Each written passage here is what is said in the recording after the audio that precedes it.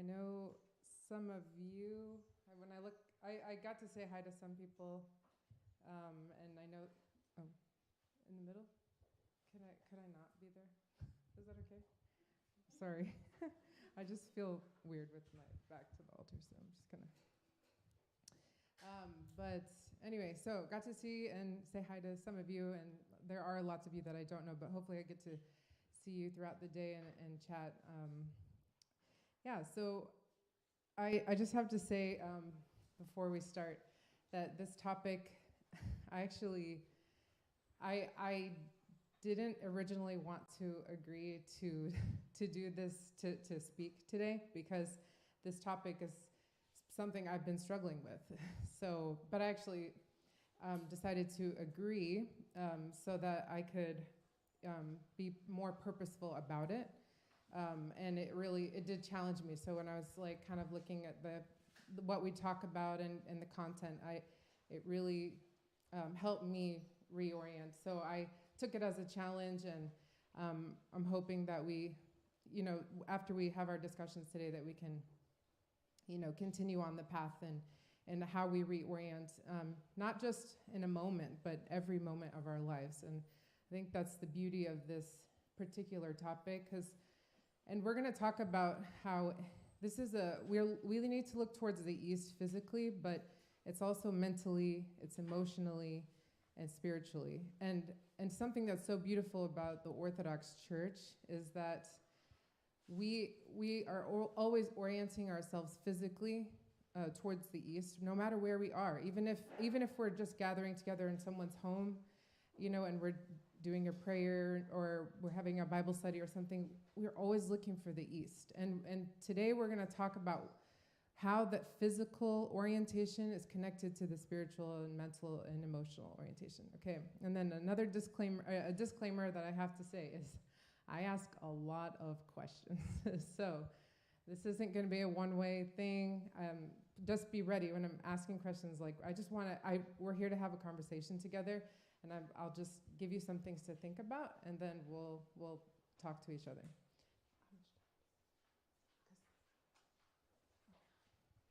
Okay. So, we'll start off with a question. So, where in the liturgy is where we say look towards the east? Do you know what part of the liturgy that's in?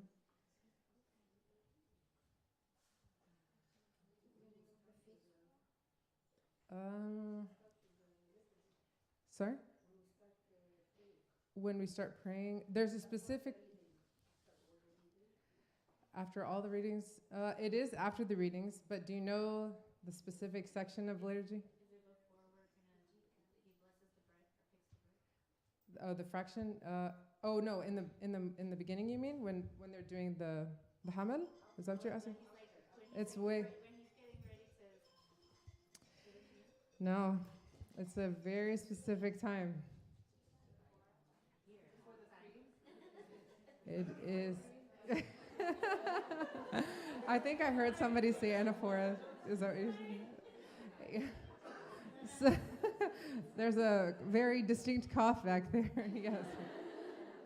Yes, yeah, anaphora. So, and then, I mean, you can also like a little bit more specifically, like prayer of reconciliation. That's when, when the deacon says greet one another with the holy kiss. Actually, at the end, in that part, he says, look towards the east. And then after that, they do the stand up for prayer, look towards the east. Okay? So, and I just want to start with that just so you remember, because we're going to talk about why it's actually amazing that us looking towards the call, like from the deacon, from the altar to us to look towards the east is in the prayer of reconciliation. Okay, I just want you to think about that for a little bit, okay? And we'll talk about that more throughout the day. Okay, so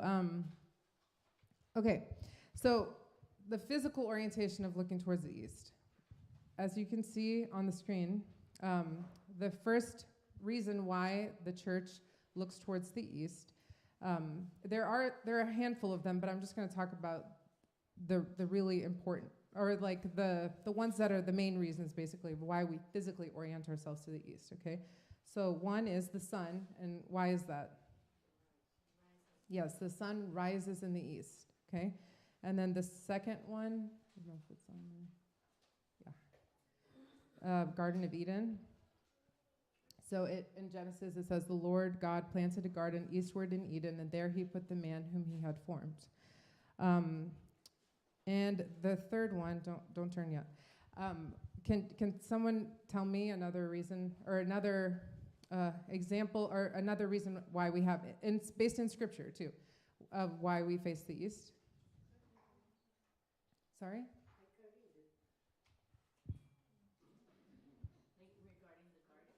No, a different one. So we're going to talk about four main ones: the sun, the garden, and there are two others. Yes. Okay. That is the fourth. That was the fourth one I was going to discuss. The second coming of Christ. In Scripture, it says that it'll be in the east, like a flash of lightning. And then there's another one. Sorry? I don't know. Was he crucified in the east? Is that? I don't know that. I don't think so. But there's another one I'm thinking of. You guys think of it? Okay. How about the nativity? Does anything with the nativity? Star in the east, exactly. Okay. So this is the reference now after Jesus was born in Bethlehem of Judea. I don't want to go. Yes. In the days of Herod the king, behold, wise men from the east came to Jerusalem, saying, "Where is he who has been born King of the Jews? For we have seen his star in the east and have come to worship him." Okay. And then the last one, second coming. For as the lightning comes from the east and flashes to the west, so also will the coming of the Son of Man be. So these are the four examples that I wanted to highlight. This describes our physical orientation to the east, okay?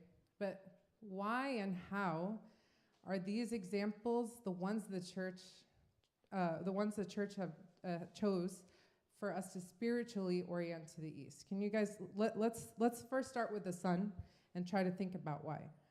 So it's kind of with the sun, it's a very nice allegory because the sun rises in the east. And what do you think of when you say rising? Yeah, Christ is risen, right? So it reminds us of how, when the sun sets and the sun rises again, it's a physical manifestation of our lives too. We fall down and rise up again. And Christ died and he was risen from the dead. So it's such a beautiful physical manifestation in nature, the way God designed it for us to remember. And it's a reminder that every day is new. Every day is a new chance to orient ourselves and to Christ and looking towards the east, okay?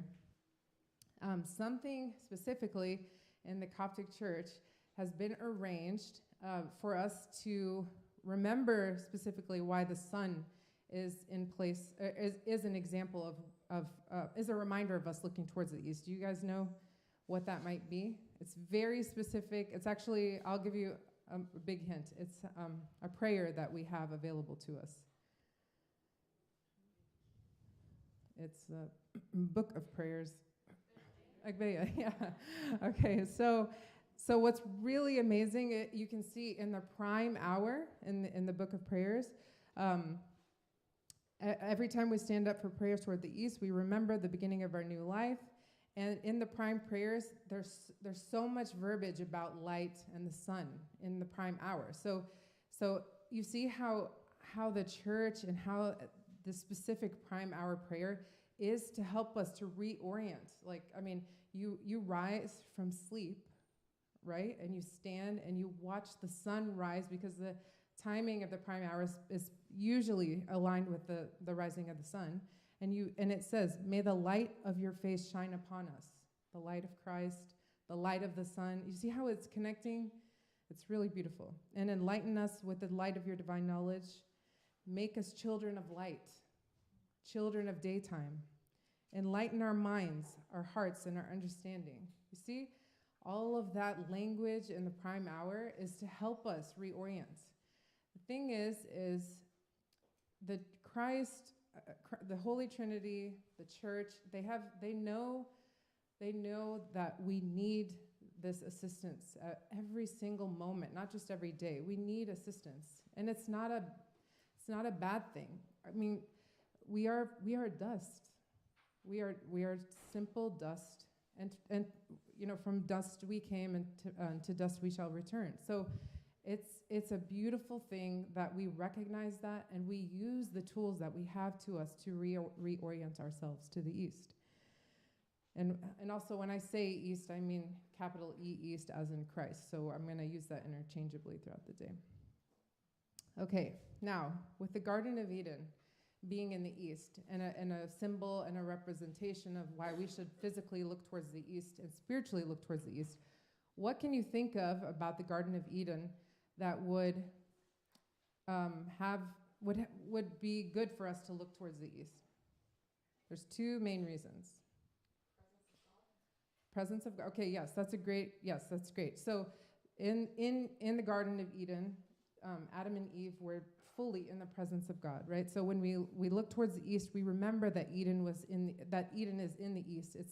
And that paradise is paradise. The definition of paradise is fully being in union with God, right? So we look towards the east, thinking of the Garden of Eden and remembering that is our goal, full union with God. But what else is there about the Garden of Eden? Source of life. Someone said it, I heard it. The fall.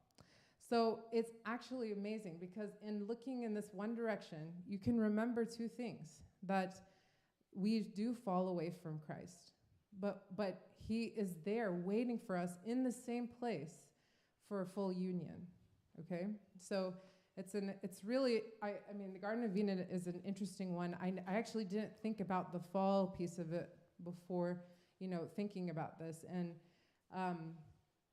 because I'm always thinking like return to paradise, but it's beautiful because that same location where the fall happened, Christ is going to transform for us to be fully united with him. Okay? And I want you to think about that piece. There are a lot of things in our life where it's like maybe there's a person or a place or a type of work or some kind of burden that is a source of heaviness, a source of struggle. But a lot of times we think getting away from that place is the only solution. Getting away from that person is the only solution to feel at peace, to go back to feeling whole again and things like that. And, of course, there are situations where you need to remove that, whatever that thing is. So I'm not saying, just stick it out. That's not what I mean, because it's not one size fits all. But what I am saying is that Christ has the power to redeem and to turn around that thing, whatever that is, that person, the situation, the burden, whatever that is, in a place where really true tragedy was experienced, which is the fall of man. Also, true glory. That same place, true glory, will also take place. Okay, and with the star that the Magi followed to find the Christ child. This one actually, surprisingly, is my absolute favorite. And the reason is, I want you to think about the Magi. Who were they? Who were the wise men? They were rich, yeah. They were royal individuals. Yeah, Gentiles. They were, in essence, I think you can use the word pagan. Like, they didn't exactly have a god. But it's interesting, they're referred to as wise men, but they didn't have a religion or a god or anything, but they noticed a bright star in the east. I want you to think about how insane that is, that they saw. I'm pretty sure too. I wouldn't say it, and you can correct me if I'm wrong, but I'm pretty sure that they were into astrology, so they noticed the star for that purpose. But they saw a bright star, something odd, and they followed it without. They just went in the direction of a brightness in the sky. How many of us? I mean, I even think of the disciples too. They had more than just a star. And they all had a lot of struggle following Christ. And he was there in the flesh, performing miracles. But these three men, they followed this star. And it just blows my mind. Every time I think about it, it blows my mind. They followed a star in the sky. And they're like, let's go see what's over there. And apparently, according to tradition too, they went through a lot of hardship and long travel to get there. It wasn't just like, oh, let's just take a little walk. No, they took a little entourage with them. They packed up. They didn't know exactly what they were going to find, but they brought their best with them because they knew something was special. I think this is amazing. I feel, I honestly feel humbled by their faith and their willingness to go in the dark and follow. And, I'm pretty sure what had to happen, because it took a long time, is they had to travel by night, right? Because you don't see a star in the day. So, and that's an amazing metaphor for our lives, too. Sometimes Christ is there for us. He is signaling for us to come to him, but it's in a dark place, actually, that he's signaling for us to come to him. It's not in the middle of the day when the sun is shining. It's when everything else is still and when there's darkness, which could be a trial. And you know what? I'm not trying to say this embrace all the darkness in your life and cuddle with it. No, okay? It's not that easy, okay? I'm saying this with lightness of tongue, but understanding it's heavy in the heart, okay? But what I want to express is that these men who didn't even have a faith, really, just saw a little bit of hope, and they followed it through trials, through tribulations, through travel. It is astounding to me, and I wish I had that type of endurance and being able to have the strength to hold on to hope, even though it's just a little star in a huge black sky. So, I know I spent a little extra time on the star, but I just think it's amazing. It's a great reminder of how and why we should always orient towards the east. Physically, yes, and thank God for the church who teaches us to do that. But one thing too I want to make sure we highlight throughout the day is that every part of us is connected. Every single part of us. So the reason why the Orthodox faith specifically has us physically oriented to the east is because it engages all of our senses. And because you are a whole being and not one essence of you is separate from the other, it's good to have the physical engaged with the mind, with the spirit, and with your emotions, all of that, because we could say you could do one or the other. You could say, oh, orient your hearts towards the east, and then we can just stand willy-nilly and whatever, it's fine.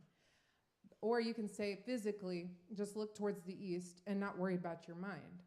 But the engagement of all aspects of who you are towards the east is key, right?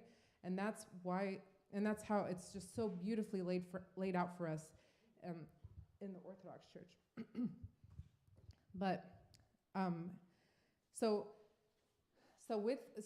discussing the wise men and the star and going through a bunch of hardships and a lengthy travel and also think of this too. They brought their gifts ahead of time, knowing that there was something special at the end. I think sometimes if we're hanging on a little bit of hope, it's easy to kind of, it's easy to maybe keep your eye out on that piece of hope, but dismiss your gifts, dismiss the things that you do have with you, in the process of that. Okay, so and why is that important? Why do you think that's important to remember your gifts when you're trying to, look towards the east? Be grateful to God. Yeah. Remind yourself of the goodness that you do have in the darkness in that moment. Yes, absolutely, exactly. If you gather your gifts in the darkness and you go towards Christ, He honors that so much. And you actually, it's just a wonderful synergistic thing that happens because you remember that you have something to offer, But, and you know what? Sometimes it's easy. If you're royalty, if you're super rich and you have like a bunch of things to have and to give, it's easier to remember. For others, it may not be. Maybe it's not, but it's there. Something is there. I mean, even the animals that came along with the wise men offered themselves, and that is a gift, right? Okay, now we're going to move into a little dialogue section here. So with all those examples of us physically orienting ourselves to the east,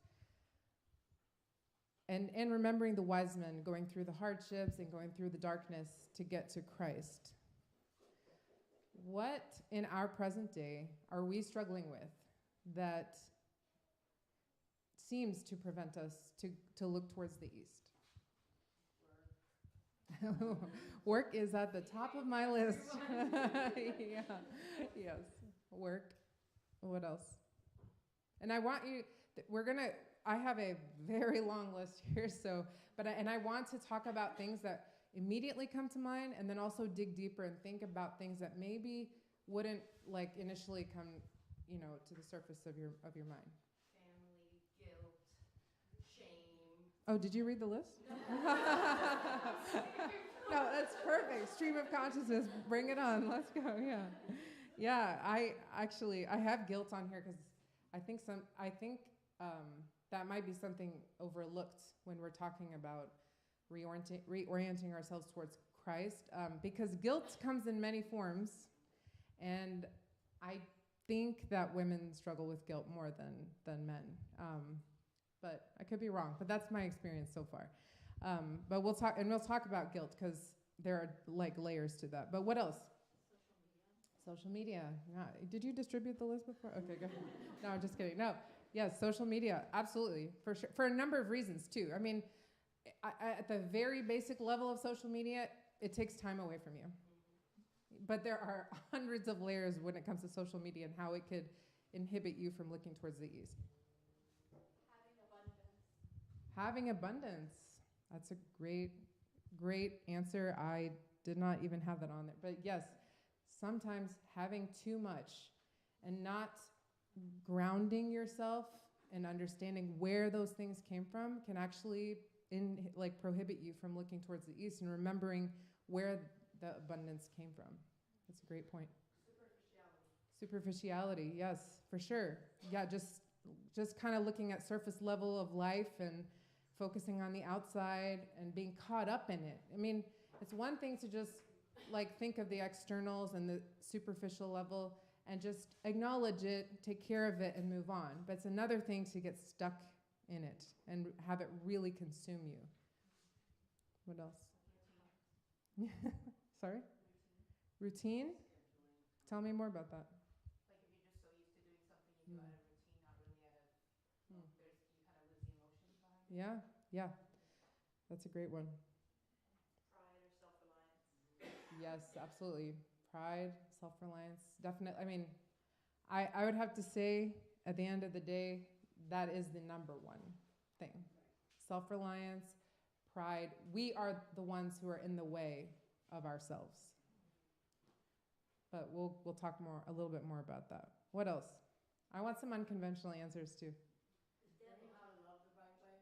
The devil? Absolutely, the enemy. Learning how to love. Learning how to love the right. Oh yeah. Oh, that's so hard.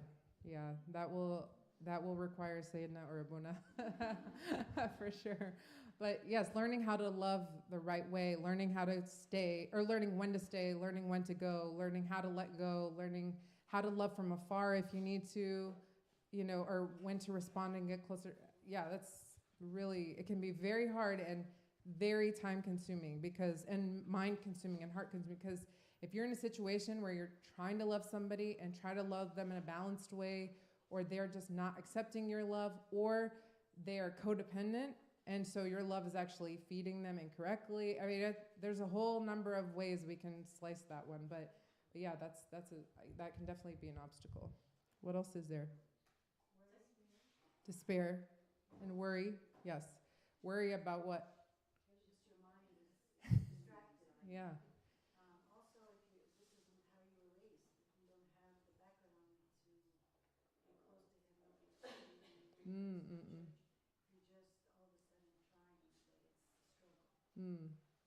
So I don't know if you guys heard what Mona said, but she said, if you weren't raised with the tools and the practice of how to orient yourself to Christ, it could be hard to figure out how to pull yourself by the bootstraps and just like, okay, Christ, I'm here. It could be hard to learn that on your own. I will say, I deeply believe God gives very special grace for those situations. But it's still mentally it can make you feel like you're inadequate. Like I don't know what to do. But Christ.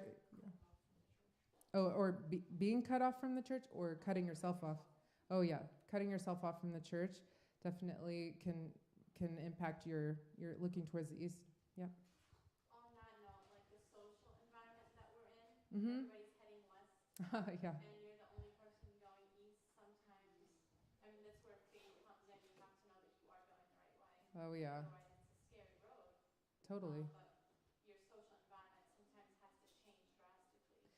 You know what? I have to say, I used to think of journeying towards Christ on a road, but I think it's too easy of an example. I actually think that we're in an ocean, because sometimes when you're on a road, it's a little bit easier to figure out which direction is which, right? But when you're in the middle of an ocean, not a river, okay? When you're in the middle of an ocean and you're already on a boat, okay? And everyone else in your boat is trying to row the opposite way. And you really, for whatever reason, maybe there's a little star, maybe a gut intuition, you know that they're going the wrong way and you're trying to go a different way. That drastic decision you have to make is what? You have to jump. You have to get out of the boat. And that's like wild. It's like, if I was truly in the middle of an ocean, that is not the first thing I'm going to think of. I am not thinking, okay, I'm going to jump off board. Goodbye, everybody. Have a nice life. No, it's not going to happen. Okay, I'm going to be freaked out. Okay, but that in some situations in today's society, that's where we're at. We're riding along the waves, and it's obviously it gets harder sometimes to orient yourself when there's a storm. It's one thing already, like the ocean's a big gaping place, right? And when it's nice and light and no weather issues, you can maybe figure things out, use your compass, But when it's stormy and the people in the boat are trying to go in a different direction, Lord have mercy. That's all I can say. That's hard.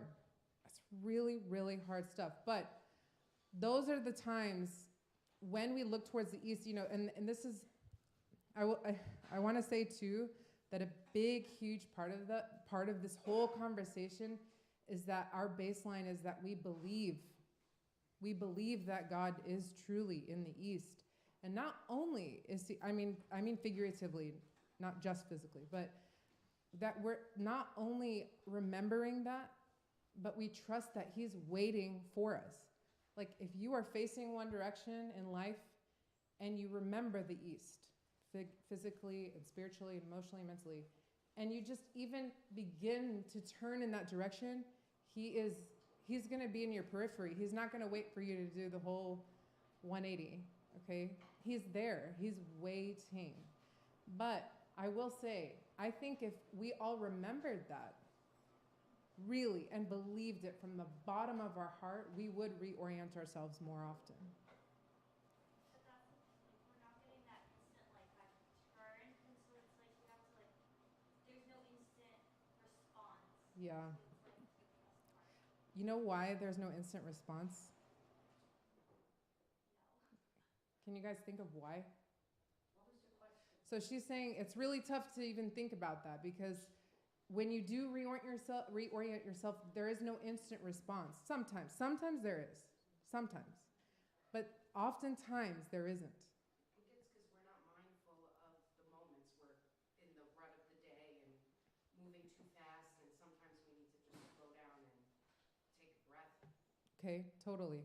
But why else? We're waiting for like our own response, like what we want to hear, not like what he's trying to tell us. Yes, exactly. That's so well said.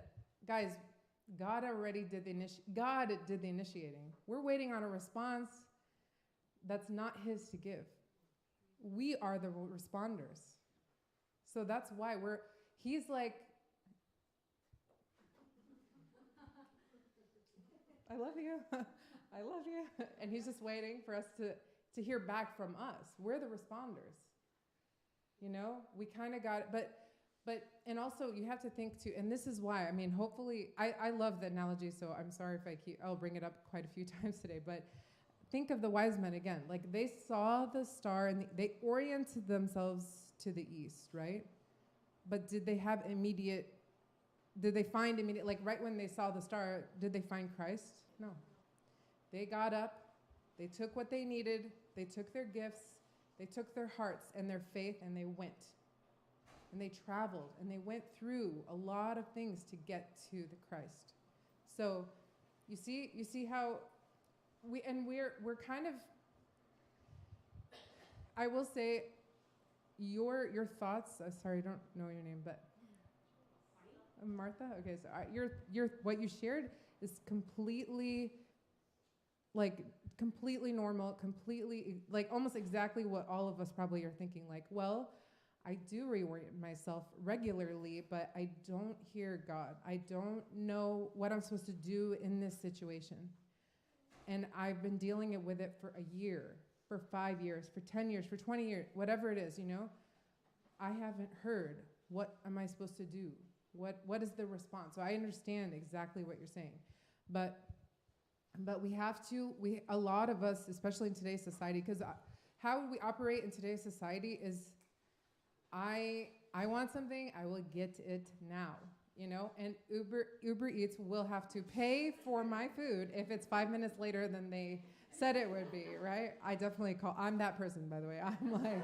I'm like, your projected time was this time and you were late, so that's free. Yeah, sorry. I'm not a total Karen, but like, sometimes it comes out. But that's how we are, aren't we? Like, I mean, it's a very vending machine type of, I put in this much, I get this much. And it's really hard when the majority of your day, your week is that way, and then you're coming to Christ for like 5 minutes, 10 minutes, Sunday, 1 liturgy a week, something like that, and it's not like that, and that is disorienting, actually. It's difficult. It's difficult to reconcile and straddle these types of approaches in one life, you know? Okay, I'm going to wrap this up, but I did want to mention a couple things before we move on to the next thing. Can you guys think of a couple more examples of what might prevent us from spiritually facing the East? Feeling uncomfortable with stillness. Feeling uncomfortable with stillness, that's a great one. Would you say physical stillness or inner stillness? Both. Okay. Yeah, and I would say that's also a product of, you know, the society we live in, right? We are not still people. Like, America is on the hamster wheel, you know? And honestly, if anyone out here is not feeling like they're on a hamster wheel, you definitely should be up here right now and giving this conversation or giving this talk, because I really feel like you have to be deliberate. Have to be deliberate in order to achieve that stillness. And I want to say one thing too.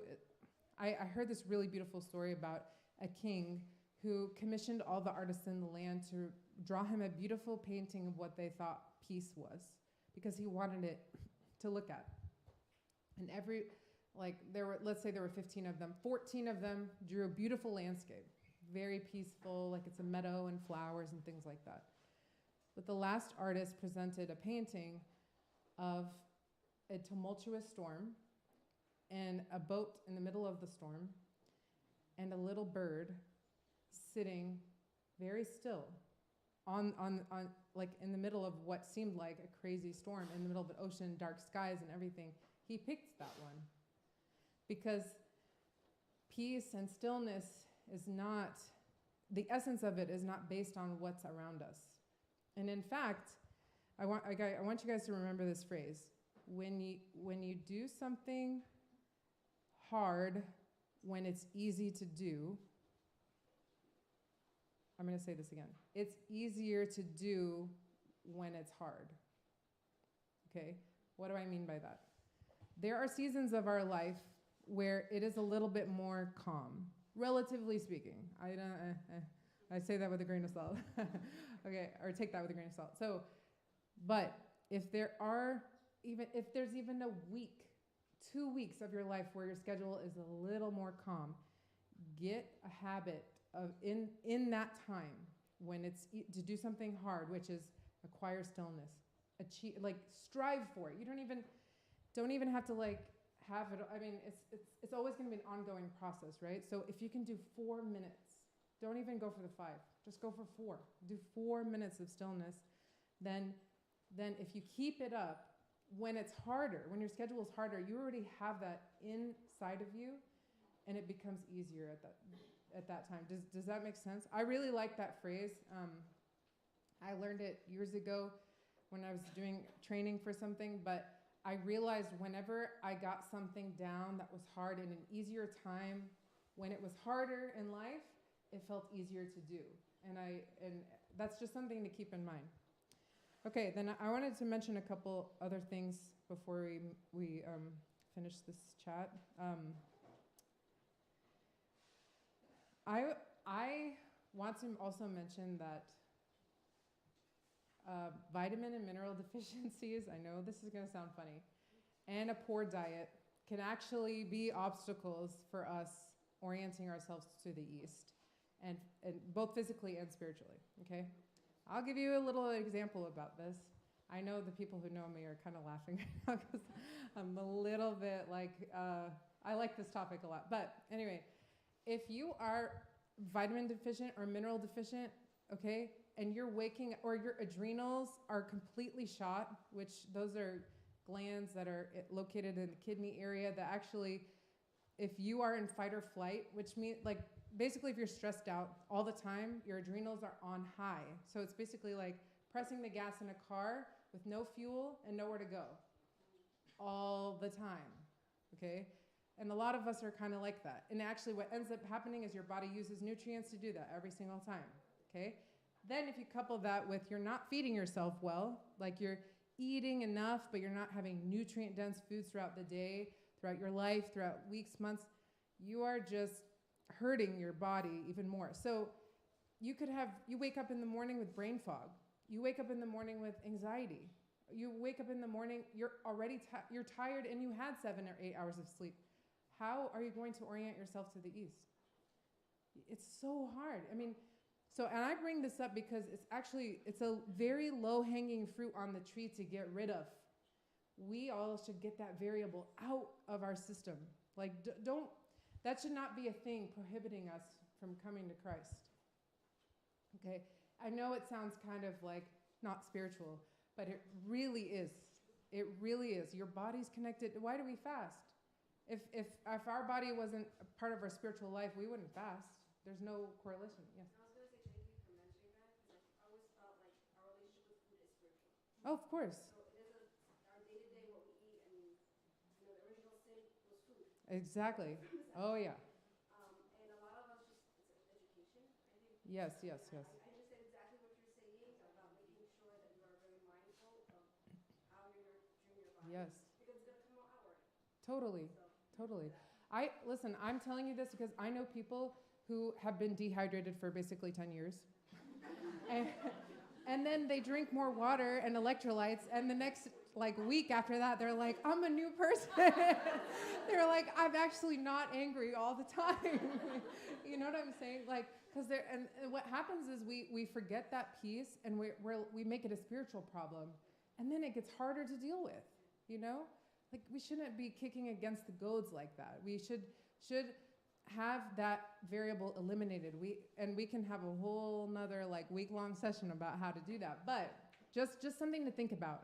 And it shouldn't be complicated. But anyway, any last thoughts about I it? was gonna add, you Yeah. mentioned deliberate. It's almost like in the society we live in, we have to be deliberate about nutrition, unfortunately. Yeah, we do. Because Absolutely. there's so much of our food marketed to us and to our children that's not, Oh. it doesn't.